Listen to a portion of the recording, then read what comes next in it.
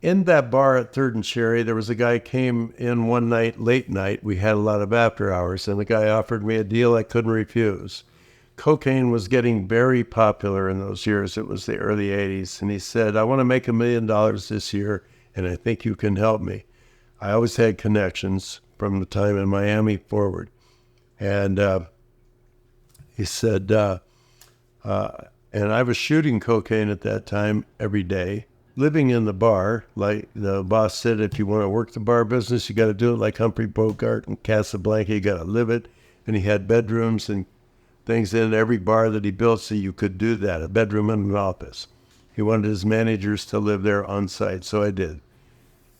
This guy that I met after hours formed what we called Amigo Bank 1 and later Amigo Bank 2.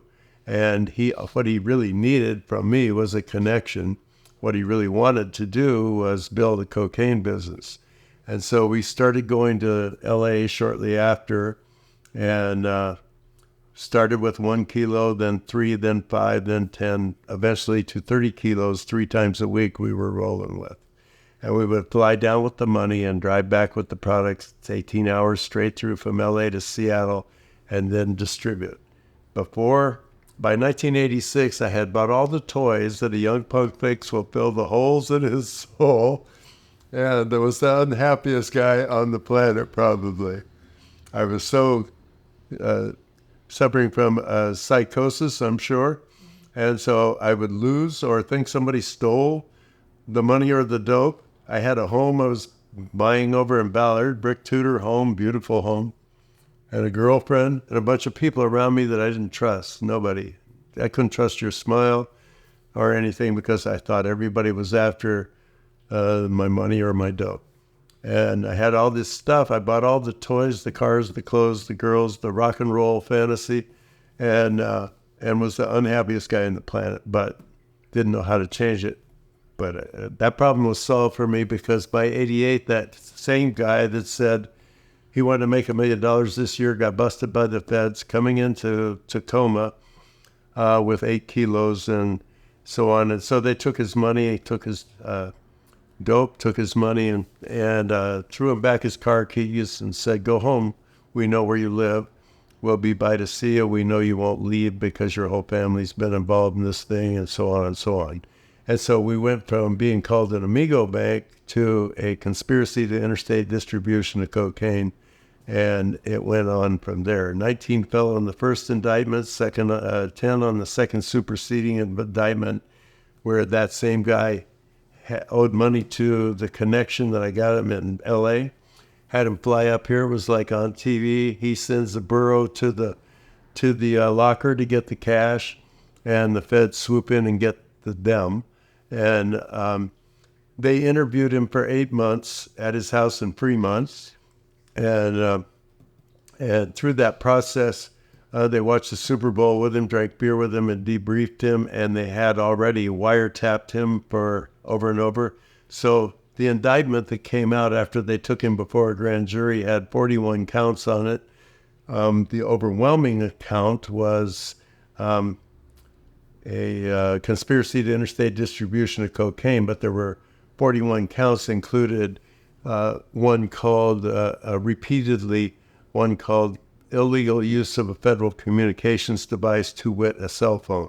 And so for every one of those, I'm pretty sure what they were doing were wiretaps and listening in on conversations. He kept the same phone the whole time. And so that was my next trip to prison. So was that to the feds? Yes. Okay. And that was in Oregon, and that was Sheridan. Sheridan had just been opened. It was a brand new prison. It looked like a Ramada Inn off the coastal highway. And George Bush was the president at the time, and he was going, read my lips. And Ollie North hadn't happened just quite yet. And so when I went to Sheridan, it was I got busted on Friday the 13th, July of 1989. That was my next trip. And I did about 4 years. I think I had 5 and did 4 on it. You only get 54 days a year, good time in the feds. And so, but I wasn't the only one. This was a 41 count indictment with 19 names on it. And all of us went to prison except for the guy who was going to make $1 million this year, who ended up cooperating big time to get a lesser sentence and to protect his family. He was an ex-Mormon, and he was the patriarch of his family.